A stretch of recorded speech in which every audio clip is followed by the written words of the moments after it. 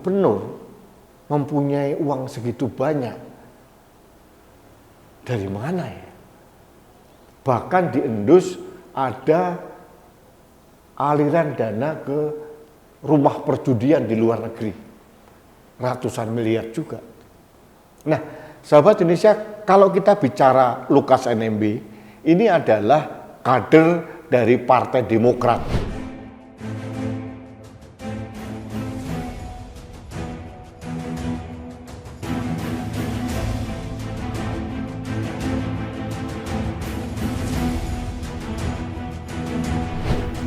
Halo sahabat Indonesia, kita bertemu kembali dalam Opini Rudy.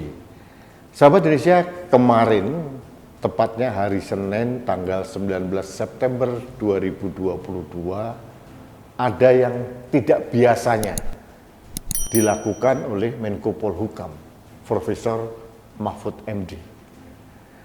Dengan didampingi oleh Wakil Ketua KPK, kemudian Ketua PPATK, dan kemudian dari Mabes Polri, TNI, dari BIN, dari BAIS, beliau mengumumkan atau mungkin menjelaskan terkait dengan penetapan tersangka Gubernur Papua Lukas NMB menjadi tersangka korupsi oleh KPK.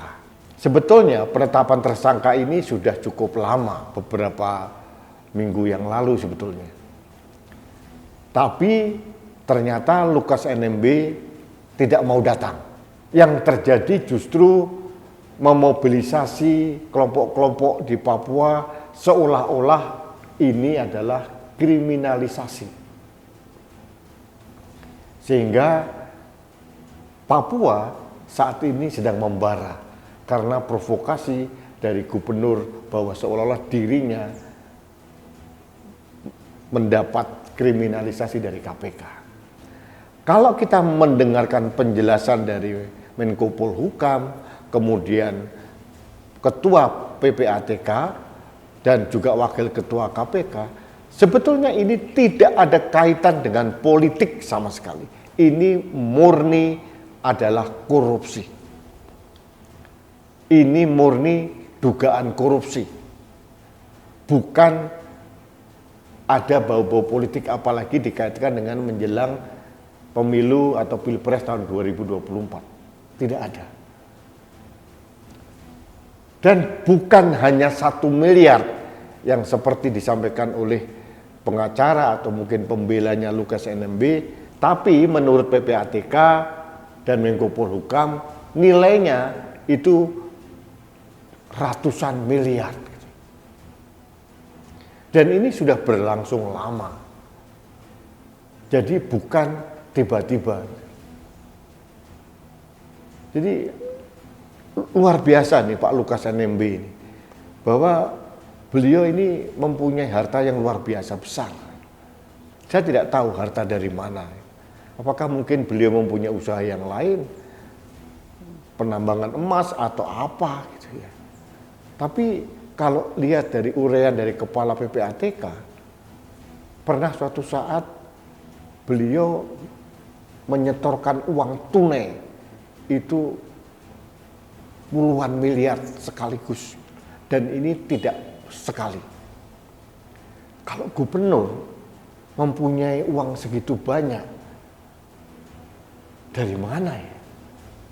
Bahkan di Endus ada aliran dana ke rumah perjudian di luar negeri, ratusan miliar juga. Nah, sahabat Indonesia, kalau kita bicara Lukas NMB, ini adalah kader dari Partai Demokrat. Ini memang sudah menjadi pembicaraan publik bahwa beliau konon katanya senang berjudi.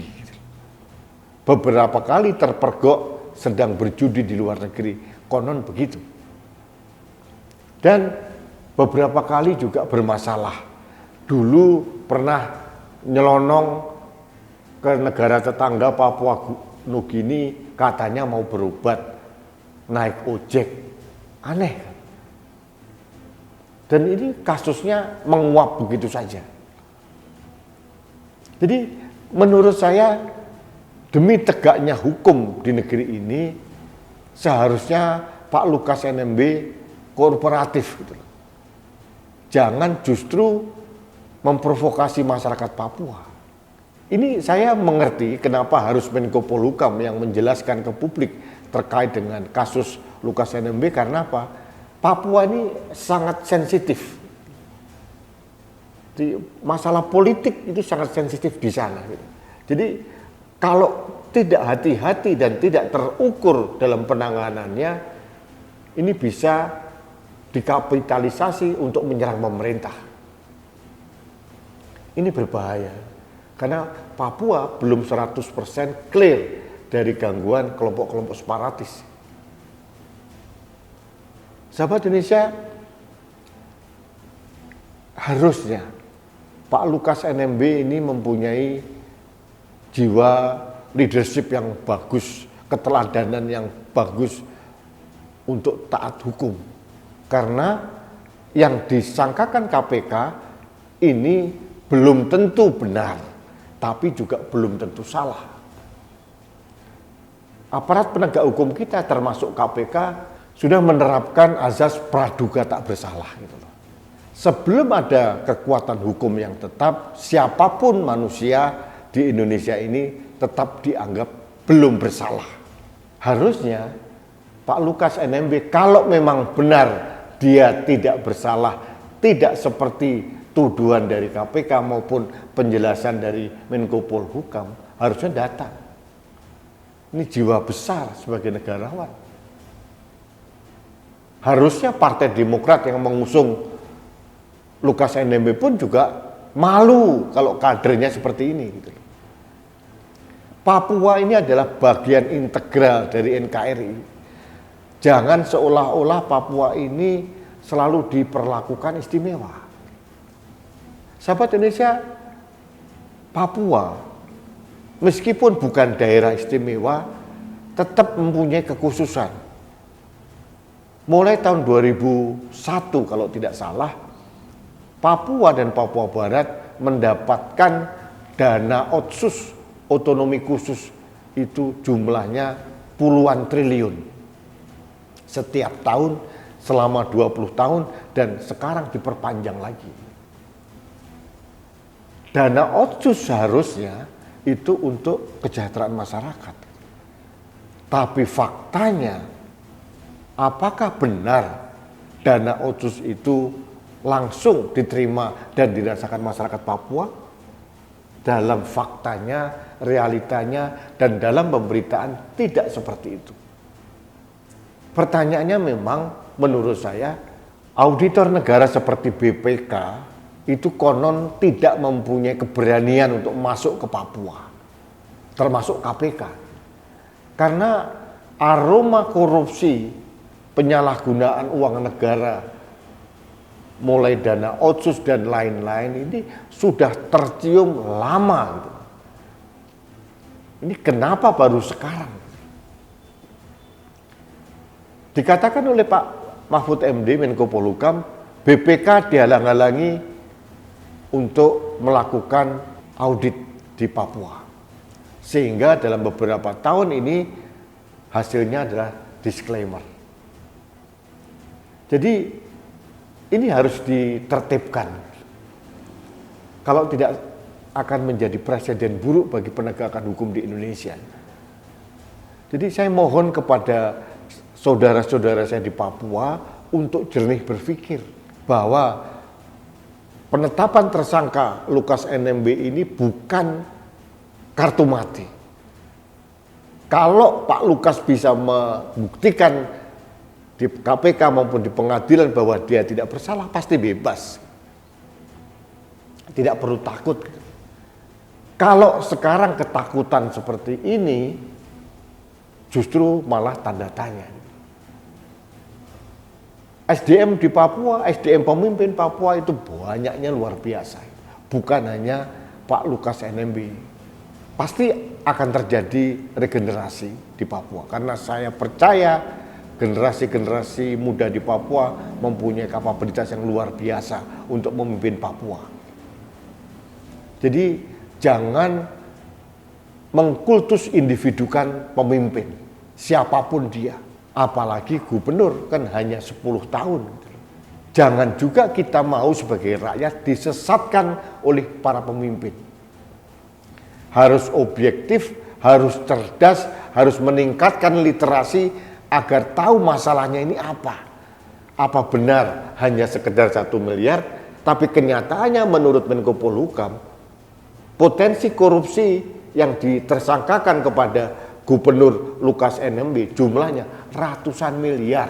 Dan ini didukung oleh data dari PPATK. Jadi sahabat Indonesia, kasus Lukas NMB ini adalah indikator bagi penegakan hukum di Indonesia.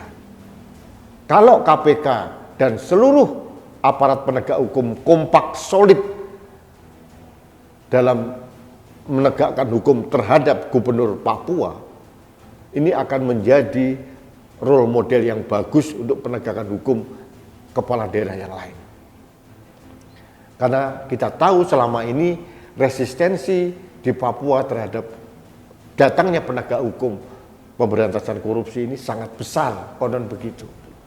Jadi saya masih punya prasangka baik kepada masyarakat Papua, saudara-saudara saya, bahwa Gubernur Lukas NMB ini bukan Tuhan.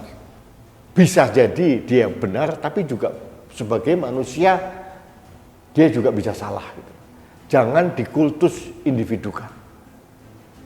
Kita harus bersama-sama menyelamatkan Papua dan tidak tergantung oleh sosok tertentu. Karena ketergantungan terhadap sosok tertentu terkadang menyesatkan opini pribadi kita. Jadi kepada masyarakat Papua, mari kita bergandeng tangan menegakkan hukum di negeri ini. Jangan sampai uang negara yang harusnya jatuh ke tangan saudara-saudara saya di Papua justru diselewengkan oleh pemimpin daerah. Dan ini yang kita jaga, bukan sosok Lukas NMB atau siapapun, tapi kita menjaga Papua, kita menjaga keberlangsungan pembangunan di Papua, kita menjaga masyarakat Papua agar sejahtera. Ini intens atau visi dari Indonesia. Berapa puluh kali Pak Jokowi datang ke Papua. Justru di Papua lah lokasi terjauh di Indonesia ini Presiden Jokowi paling sering datang. Jadi harusnya masyarakat Papua melihat secara objektif bahwa perhatian pemerintah pusat dan seluruh rakyat Indonesia kepada Papua ini luar biasa. Karena Papua adalah bagian dari Indonesia yang tidak bisa lagi dipisahkan. Baik sahabat Indonesia, demikian opini saya terkait dengan penetapan tersangka Lukas NMB. Mudah-mudahan Pak Lukas ini kerjasama dengan baik, menunjukkan kenegarawanannya, menunjukkan leadershipnya sebagai pemimpin yang bertanggung jawab dan pemimpin yang patuh terhadap hukum di negeri ini. Terima kasih sahabat Indonesia, kita bertemu kembali dalam opini Rudi selanjutnya. Salam satu Indonesia, salam Pancasila, saya Rudi Leskar.